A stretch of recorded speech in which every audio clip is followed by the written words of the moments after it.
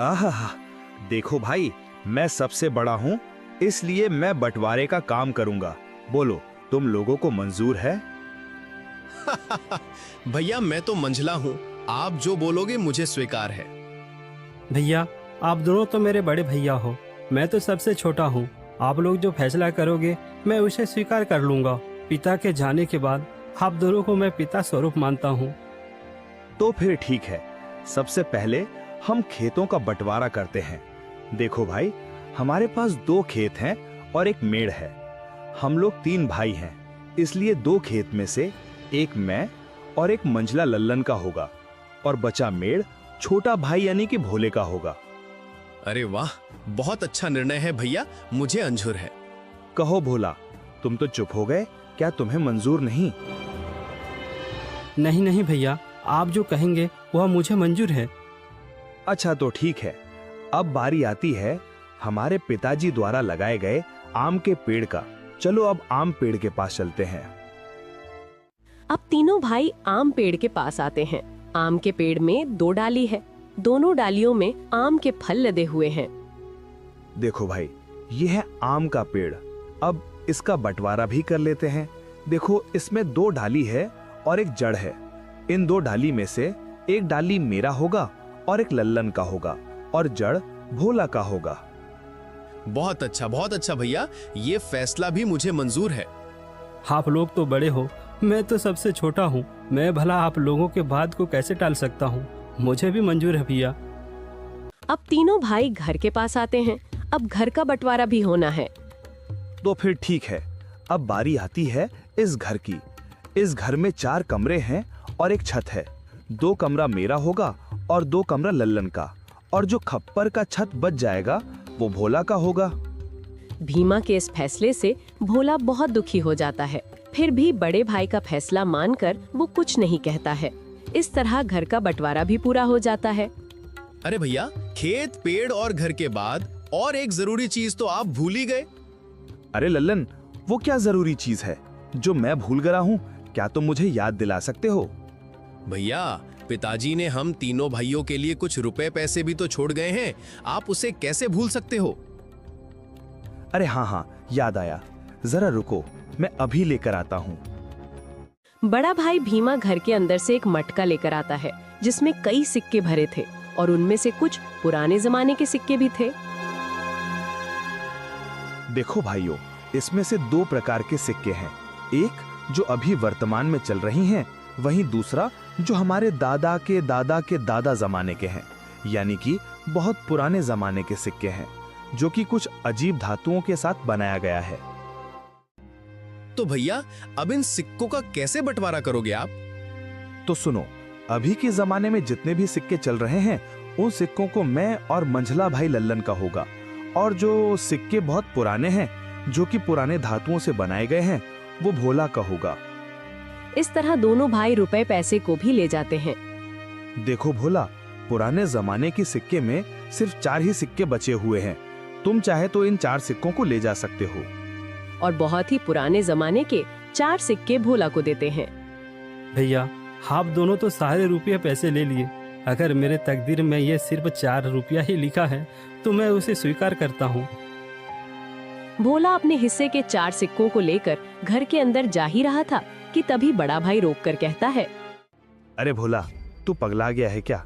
तूने सुना नहीं? बंटवारा हो गया है। अब इस घर में हम रहेंगे। तुम्हारा हिस्सा तो छत में है, तुमको तो बंटवारा छत में दिया गया है। अब तुम उस खप्पर छत में जाकर रह सकते हो। इस घर के अंदर अब तुम नहीं रह सकते। अब ये घर हम दोनों का हुआ। भैया, आप ही कैसी बातें कर रहे हो? मैं कहाँ जाऊँगा? मेरा तो अभी अभी शादी हुआ है, मैं कहाँ रहूँगा भैया? अरे भोला भाई, ये तो तुम्हें पहले सोचना था ना, जब बंटवारा चल रहा था। अब पछताए क्या करें जब चिड़िया चुग गई खेत। दोनों भाई ने भोला और उसकी पत्नी को घर से धक्के मारकर बाहर कर दिया।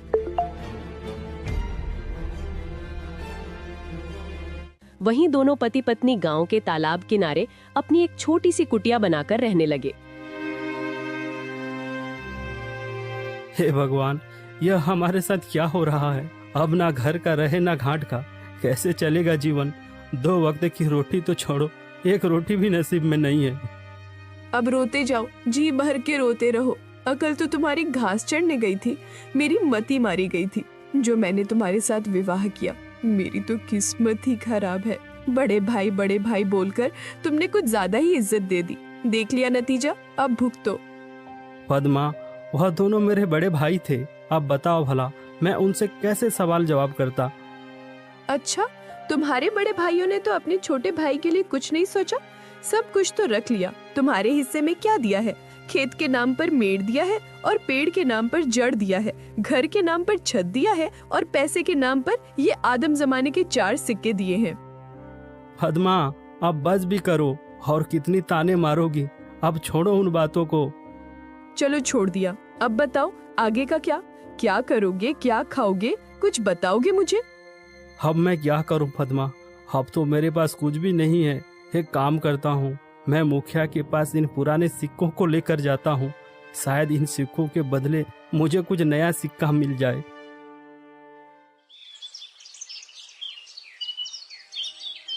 भोला बड़ी उम्मीदें के साथ उन 4 सिक्कों को लेकर मुखिया के पास जाता है।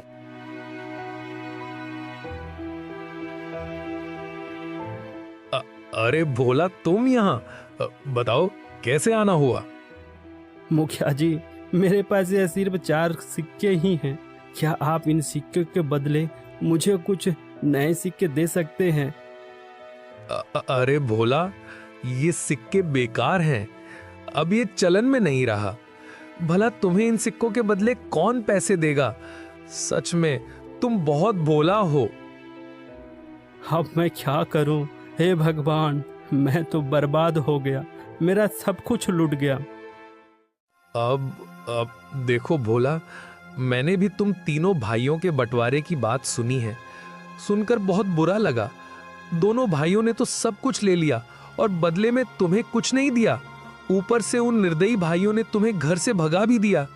हे भगवान, ऐसा भाई तो दुश्मनों को भी ना मिले। अभी क्या करूं मुखिया जी? लगता है मेरी तकदीर में कुछ नहीं है। मेरा मर जाना ही ठीक है। तुम्हारी दुख मुझे देखा नहीं जाता भोला, पता नहीं क्यों।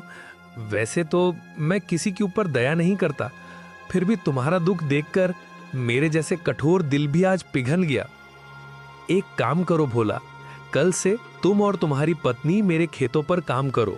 मैं जितना मजदूरी दूसरे मजदूरों को देता हूँ, उससे ज्यादा मजदूरी मैं तुम दोनों को दूंगा। वैसे भी तुम्हारे पास अभी कोई काम नहीं है। हाँ मुखिया जी, मैं आपके यहाँ काम करूँगा। मेरी पत्नी भी काम करेगी। ठीक है भोला, तो फिर कल सुबह से खेत पर काम के लिए आ जाना। और ये तुम अपने सिक्के अपने पास ही रखो, शायद यही तुम्हारी 4 रुपए की तकदीर वाली निशानी है। भोला उदास होकर वापस अपने कुटिया पर आता है। भोला की पत्नी रास्ता देख रही थी। भोला अपनी पत्नी के पास आकर सारी बातें बताने लगता है। अब यही दिन देखना बाकी था। अब हमें दूसरे के खेतों में काम करना पड़ेगा। हाय रे मेरी किस्मत। अब देखो पद्मा, तुम ज्यादा ज्ञान मत दो। हमें काम मिला है, कल से काम पर जाना है। इस तरह दिन गुजरता गया। भोला और पद्मा अब मुखिया के खेतों पर काम करने लगे। रोजी रोटी का एक जरिया उन्हें मिल गया।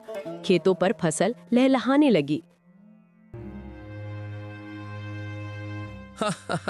अरे भैया, इस साल तो हमारा फसल बहुत अच्छा हुआ है। हाँ भाई, इस साल तो बहुत ज्यादा फसल हुआ है। इस साल बहुत आमदनी होगा। अब चलो भैया, अब घर चलते हैं, कल सुबह फिर आएंगे।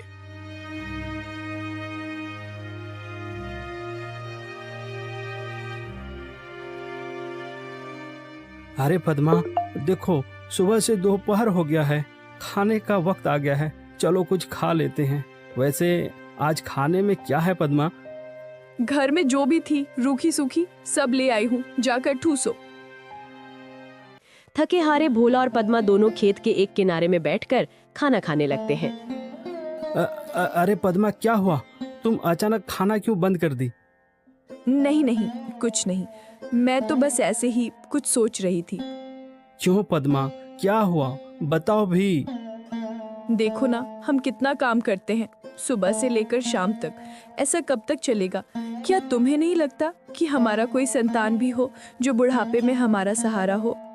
हाँ पद्मा, बार बार मैं भी यही सोचता हूँ, पर क्या करें, यह सब हमारे हाथ में नहीं, यह तो ऊपर वालों के हाथ में है। पता नहीं किस जन्म की सजा भुगत रही हूँ। भगवान ने तो हमसे मुंह मोड़ लिया है। बेघर होकर हम भटक रहे हैं। हमारे भाग्य में कुछ नहीं, न कोई संतान, न कोई जमीन जायदाद। हाँ पद्मा, अब तो भगवान पर भी भरोसा उठने लगा है। भोला और पद्मा दोनों बातें कर ही रहे थे कि तभी वहाँ अचानक एक चिड़िया आकर बैठ जाती है। अरे अरे, ये देखो तो, यह तो एक चिड़िया है, हमारे पास ही आकर बैठ गई। लगता है इसे भूख लगी है, हमें इसे कुछ खाने को देना चाहिए। हाँ पद्मा, तुम इसे कुछ खिला दो, शायद भूख के मारे यहाँ आ गया होगा। पद्मा ने उस चिड़िया को कुछ चावल देती है। चिड़िया कुछ देर पद्मा को देखती रहती है, फिर चिड़िया उस चावल को खाकर उड़ जाती है। अब चलो पद्मा, घर चलते हैं, शाम भी हो रहा है। भोला और पद्मा दोनों खेतों पर काम करने के बाद अपना कुटिया पर चले जाते हैं।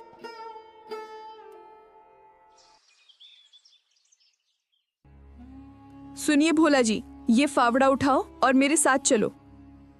पर कहाँ? तुम फावड़ा लेकर कहाँ जाने की बातें कर रही हो? ज्यादा सवाल जवाब नहीं, मेरे साथ चलो, आज कुछ जरूरी काम करनी है। क्या? कोई जरूरी काम? वो भी इस वक्त, रात को? हाँ जी, आज हम वो काम करने जा रहे हैं जिसे आपको पहले ही कर लेना चाहिए था। पद्मा के कहने पर भोला फावड़ा उठाता है। दोनों पति पत्नी अपने उस खेत के मेड़ पर आते हैं जो उन्हें बंटवारे पर मिला था। पद्मा, यह तो हमारा मेड़ है, और वहाँ पर जो फसल लगी है, जहाँ पानी भरा हुआ है, वह तो मेरे दोनों बड़े भाइयों का खेत है, और हम जहाँ खड़े हैं यही हमारा मेड़ है। इसलिए तो मैं तुमको यहाँ लेकर आई हूँ बुद्धू। और सुनो, आप इस मेड़ को अभी के अभी तोड़ दो। ये क्या कह रही हो तुम? इससे तो मेरे दोनों भाइयों के पूरे फसल बर्बाद हो जाएगा। बिना मेड़ के भला खेती कैसे हो सकता है पद्मा? ये समस्या तुम्हारे भाइयों का है, तुम्हारा नहीं। हमारा मेड़ हमारी मर्जी, तोड़े या रखे। अरे वाह पद्मा वाह, मुझे पता नहीं था, तुम तो बड़ी होशियार हो, अब मुझे समझ में आ गया। इस तरह पद्मा और भोला ने खेत के सारे मेड़ को तोड़ दिया, जिससे खेतों से पानी बह गया और फसल बर्बाद हो गया। अगली सुबह जब दोनों भाई खेत पर पहुंचते हैं, हे भगवान, ये क्या हो गया? हमारे सभी फसल तो बर्बाद हो गया। कितनी अच्छी फसल लगी थी, सोचा था इस साल सोने के गहने लूंगा, पर सपना सपना ही रह गया। अरे भाई, हम दोनों तो बर्बाद हो गए रे। कितनी अच्छी फसल लगी थी, अब बिना पानी से सब सूख गया। भला अब फसल कैसे होगी? अरे भैया, वो देखो, खेत का मेड़ को किसी ने तोड़ दिया है। जब मेड़ ही नहीं है तो खेत में पानी कहाँ रहेगा और हम सिंचाई कैसे करेंगे?